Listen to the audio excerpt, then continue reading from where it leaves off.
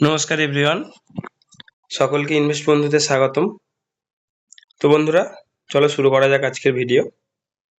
আজকে আমরা এই ভিডিওতে যে টপিক নিয়ে কথা বলবো বা যে বিষয় নিয়ে কথা বলবো সেটা হচ্ছে একটা সেক্টর নিয়ে কথা বলবো। আজকে এই সেক্টরটায় হিউজ প্যানিক সেলিং হয়েছে। তো এই সেক্টরে যে কটা কোম্পানি আছে তার কেউই আজকে বাদ যায়নি এই প্যানিক সেলিং থেকে। তো বন্ধুরা, আজকে আমরা কথা বলবো ওয়্যার অ্যান্ড কেবল সেক্টর নিয়ে। ওয়্যার অ্যান্ড কেবল সেক্টরে দেখো বেশ রেপুটেটেড দিগ্গজ কিছু কোম্পানি আছে। যাই হোক, তার আগে অ্যাজ এ ডিসক্লেমার আমি বলে রাখছি বন্ধুরা, এই সেক্টরে কয়েকটা কোম্পানিতে আমি নিজেও ইনভেস্টেড।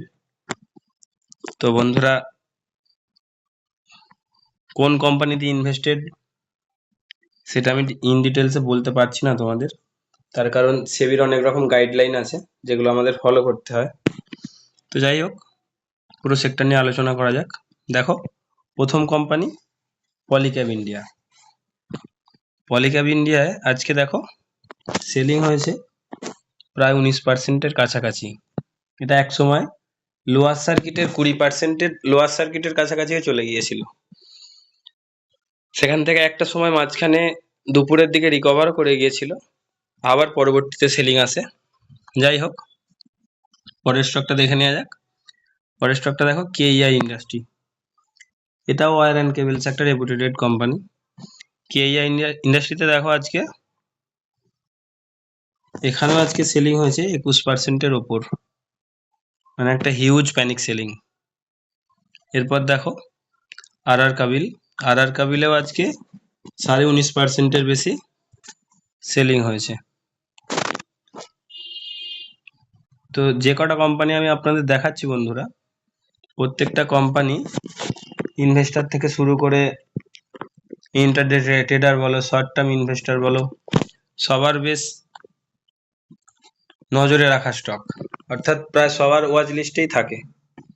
দেখো আরেকটা কোম্পানি আপার ইন্ডাস্ট্রি, এখানে প্রায় 8%-এর কাছাকাছি সেলিং হয়েছে। লাস্ট এই কোম্পানিটা দেখো হ্যাভেলস ইন্ডিয়া। প্রায় সকলেই চেনো, ভারতবর্ষের প্রায় সব ঘরেই হ্যাভেলসের কোনো না কোনো প্রোডাক্ট থেকেই থাকে। দেখো হ্যাভেলস ইন্ডিয়াও আজকে বাদ যায়নি। হ্যাভেলস ইন্ডিয়াতে আজকে সেলিং হয়েছে 7%-এর উপর। কেন এই সেলিং, কি কারণে এইভাবে আজকে পুরো সেক্টরটা এত ডাউন ট্রেন্ডে চলে গেল, চলো এবার সেই নিয়ে জানা যাক, সেটা নিয়ে ডিটেলস আলোচনা করা যাক। তো বন্ধুরা দেখো, যে খবরটার জন্য আজকে এই প্রতিটা কোম্পানির এত হিউজ সেলিং হলো সেই খবরটা দেখো। খবরটা ছিল আল্ট্রাটেক সিমেন্ট কোম্পানি মঙ্গলবার একটা অ্যানাউন্সমেন্ট করেছিল। কি অ্যানাউন্সমেন্ট করেছিল বন্ধুরা? তাদের যে কনস্ট্রাকশন ভ্যালু চেন আছে আল্ট্রাটেক, প্রথমে বলে রাখি আল্ট্রাটেক সিমেন্ট বিড়লা গ্রুপের একটা রেপুটেড কোম্পানি, সিমেন্ট সেগমেন্টেও খুব নামজাদা কোম্পানি। তো আল্ট্রাটেক সিমেন্ট তার কনস্ট্রাকশন যে ভ্যালু চেন আছে তাতে নতুন একটা সেগমেন্ট অ্যাড করতে চলেছে। কি সেগমেন্ট? এই ওয়্যার অ্যান্ড কেবল সেগমেন্ট। অর্থাৎ তারাও এবার ওয়্যার অ্যান্ড কেবলস নিয়ে তাদের প্রোডাক্ট মার্কেটে লঞ্চ করতে চলেছে। শুধু এইটুকু খবরে আটকে থাকেনি তারা, দেখো তারা 2 বছরের মধ্যে 1800 কোটি টাকার ক্যাপেক্স করতে চলেছে, অর্থাৎ 1800 কোটি টাকার ইনভেস্টমেন্ট করতে চলেছে 2 বছরের মধ্যে। এটা একটা হিউজ ইনভেস্টমেন্ট, হিউজ ক্যাপেক্স। তো সেই কারণেই আজকে পুরো ওয়্যার অ্যান্ড কেবল সেক্টর এই অবস্থায় পড়েছিল। যাই হোক, এবার আমরা দেখে নেব যে এখন কি এন্ট্রি করাটা ঠিক নাকি ভুল, নাকি এখন প্রফিট বুক করে অথবা লস বুক করে বেরিয়ে যাওয়া উচিত। তো দেখো বন্ধুরা, প্রথমেই বলে রাখি, তোমরা প্রথমে এটা ভেবে দেখো খুব সহজভাবে, যে যদি ইনভেস্ট করা উচিতই না হতো তাহলে আল্ট্রাটেক সিমেন্ট কোম্পানি তার অন্যান্য পোর্টফোলিওর বাইরে এসে আর একটা গ্রোথ লিভার অ্যাড করবার কারণ কি? তারা এই গ্রোথ লিভারটা অ্যাড করতে কেন চাইছে? তারা এই গ্রোথ লিভারটা অ্যাড করতে চাইছে একটাই কারণে, কারণ এই সেক্টরে একটা হিউজ গ্রোথের অপরচুনিটি আছে। ঠিক আছে, তো সেই কারণে তারাও এই সেক্টরে এন্ট্রি করছে। তো দেখো, শুধু আমিই নয়, তোমাকে উত্তর দেবে কেইয়া ইন্ডাস্ট্রির ম্যানেজমেন্ট। চলো দেখি। তো দেখো, কেইয়া ইন্ডাস্ট্রির ম্যানেজমেন্ট থেকে মিস্টার অনিল গুপ্তাজি তিনি কি বলছেন দেখো, তিনি এই বিষয়টা নিয়ে কি উত্তর দিচ্ছেন দেখো। Cables and wire sector has enough space for new entrants। ঠিক আছে, Ultratech will take minimum 3 years to start production and another 3 to 4 years for brand building। দেখো ভালো করে বোঝো বন্ধুরা এই দুটো পয়েন্ট। এখন এই মুহূর্তে আলট্রাটেক সিমেন্ট এতে এন্ট্রি করতে চাইছে ঠিকই, কিন্তু তাদের মিনিমাম প্রোডাকশান স্টার্ট করতে কত সময় যাবে, 3 বছর মতো। এছাড়াও আরও 3 থেকে 4 বছর তাদের ব্র্যান্ড বিল্ডিং করতে সময় যাবে। অর্থাৎ একটা কোম্পানির রেপুটেটেড কোনো একটা ব্র্যান্ডের বিল্ডিং করা এতটা সহজ নয় বন্ধুরা, যতটা সহজ আমাদের মনে হতে পারে। ঠিক আছে, তো ঠিক এইভাবেই কিছুদিন আগে এই বিড়লা গ্রুপই পেইন্ট সেক্টরে হঠাৎ করে এন্ট্রি নিয়েছিল।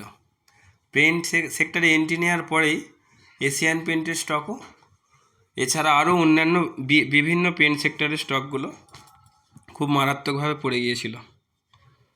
তো তারা খুব ভালো ছাড় দিয়ে কিছু কিছু প্রোডাক্ট বিক্রি করছে বিড়লা গ্রুপ। তার কারণ কি, তাদের ব্র্যান্ড বিল্ডিং করছে, তারা সাধারণ কাস্টমারদের মনের মধ্যে রেপুটেশান তৈরি করছে। তো এগুলোতে অনেক সময় যায় বন্ধুরা। তো এত দারুণ একটা হিউজ গ্রোথ সেক্টর, সেখানে নিজেকে দাঁড় করানো, প্রতিষ্ঠিত করা 2-1 দিনের কথা নয়। তো এখন এই মুহূর্তে এইভাবে যে ডাউন ট্রেন্ডে আছে পুরো সেক্টরটা, এটা একটা শর্ট টার্মের ইম্প্যাক্ট শুধুমাত্র। তো এই শর্ট টার্ম ইম্প্যাক্ট নিয়ে এতটা ভয় পাওয়া উচিত নয় বন্ধুরা। শর্ট টার্ম ইম্প্যাক্ট কিছুদিন পর কেটে যাবে, তো এটা কোনো পার্মানেন্ট সমস্যা নয়। তো এই সমস্যা কাটতে খুব বেশি দিন লাগবে না। তো দিগ্গজ ইনভেস্টররা এই সময় এই সুযোগগুলোকে কাজে লাগায়। তো এই সেক্টরটা খুব একটা গ্রোথের সেক্টর। তার কারণ দেখো, কনস্ট্রাকশন বা যে কোনো সেক্টরেই বলো, সেখানে ওয়্যার অ্যান্ড কেবেলসের ডিমান্ড খুব হাই। ওয়্যার অ্যান্ড কেবেলস মানে কেবেল বা তার সেখানে লাগবেই লাগবে।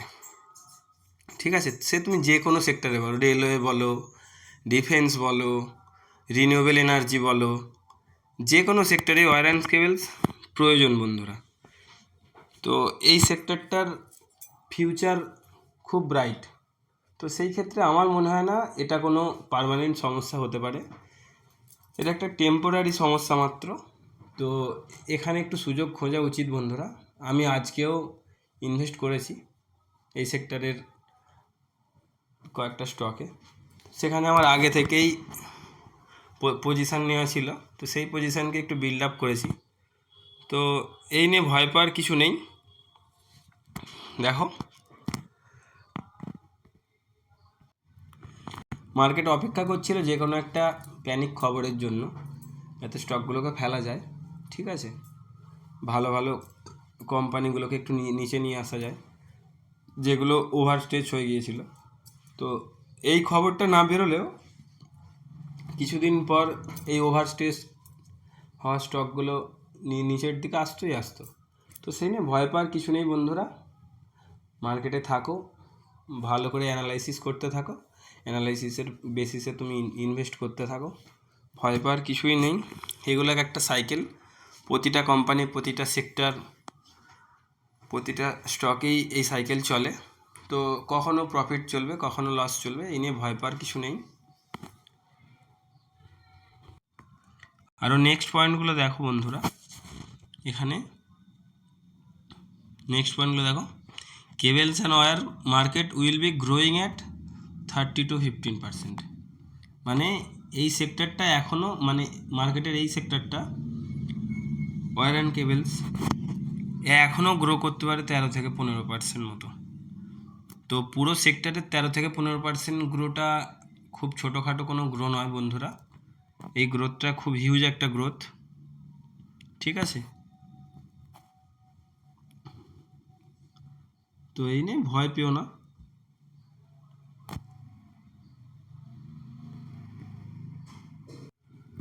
চলো কোম্পানিগুলোর ফান্ডামেন্টাল একটু দেখে নেওয়া যাক। দেখো পলিক্যাব ইন্ডিয়ার ফান্ডামেন্টাল অ্যানালাইসিস করার জন্য আমি পলিক্যাব ইন্ডিয়া খুলে নিয়েছি।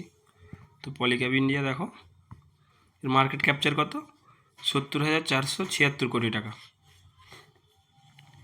এক সময় যখন হাই লাগিয়েছিল এই স্টকটা 7,607 টাকার মতো, তখন এর মার্কেট ক্যাপটা 1,00,000 কোটি টাকার উপরে ছিল। যাই হোক, এখন কারেকশানের জন্য একটু নেমে এসছে। দেখো স্টকটার পি কত আছে, 38.3। তোমাদের বলে রাখি, এই স্টকটার পি বেশিরভাগ সময়ই 40 থেকে 45-এর কাছাকাছি থাকে। তো এখন সেই অনুযায়ী স্টকটার পিটাও বেশ অ্যাট্রাকটিভ লেভেলে আছে। দেখো স্টকটার আরওসি আরওইটাও খুব দারুণ। দেখো আরওসি আরওই কত আছে, আরওসি আছে 31.3, 30%-এর ওপর 31%। আরওই আছে 23%, 23.2%। ঠিক আছে, আরওসি আরওইটাও খুব দারুণ আছে। এছাড়াও দেখো স্টকটা ডেট টু ইকুইটিও, মানে কোম্পানির ডেট টু ইকুইটি প্রায় নেই বললেই চলে, মানে ডেট প্রায় নেই বললেই চলে। 0.02, প্লেজ পার্সেন্টও 0, অর্থাৎ কোনো স্টেক বা কোনো স্টক প্লেজে দেওয়া নেই। বুক ভ্যালু 571 টাকার book value. Price to earning ratio দেখো 38.3। অ্যাকচুয়ালি এখানে একটু রেশিওগুলো ভুল তুলেছি আমি, তো যাই হোক এগুলো আমি পরে কারেকশান করে নেব। এখানে P R price to earning ratio একই। ফেস ভ্যালু 10, ঠিক আছে। ইন্ডাস্ট্রি পি আছে কত, 25.2। বাকি অন্যান্য স্টকগুলো যদি যাও, সেখানে যদি পি দেখো, তার কম্প্যারিজনে পলিক্যাবের পি একটু লোই আছে, মানে পলিক্যাব একটু সস্তাই আছে। ঠিক আছে, তো বন্ধুরা পলিক্যাব খুব ভালো একটা ফান্ডামেন্টাল স্টক। তো পেগ রেশিওটাও 1.37 আছে। এই দেখো পেগ রেশিওটা। আচ্ছা, এর যদি আমরা ইনভেস্টরের দিকে চলে যাই, দেখো প্রোমোটার কি করেছে, প্রোমোটার একদম মাইনর পার্সেন্টে সেল করেছে, একদম মাইনর পার্সেন্ট। দেখো কিছু মেজার স্টেক সেল করেনি।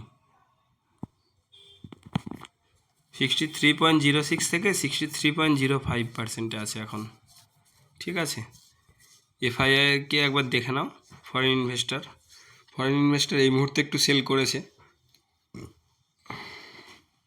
কিন্তু তার বিরুদ্ধে দেখো, তার বিপক্ষে আমাদের ডোমেস্টিক ইনভেস্টাররা, সরি বন্ধুরা গলা একটু খারাপ আছে, ঠান্ডা লাগার কারণে একটু সর্দি হয়ে আছে। যাই হোক ম্যানেজ করে নিও, আস্তে আস্তে শরীর ঠিক হয়ে গেলে ভিডিওর কথাবার্তা ইমপ্রুভ হয়ে যাবে। দেখো ফরেন ইনভেস্টাররা 30.49%, মানে 13.5% থেকে এখন 12.76%-এ দাঁড়িয়ে আছে। তারই বিপক্ষে আমাদের ডোমেস্টিক ইনভেস্টররা 9.35% থেকে স্টেক বাড়িয়ে করে নিয়েছে 10.66%। অর্থাৎ এফআইআই বিক্রি করছে আর ডিআইআই তারই বিপক্ষে কিনে যাচ্ছে। তো এটা একটা ভালো দিক। আর একটা ভালো দিক দেখো, পাবলিকের থেকে মাল আস্তে আস্তে কমছে। দেখো পাবলিকের কাছে আগে স্টেক ছিল 14%-এর ওপর, এখন স্টেক আছে 13.5% মতো।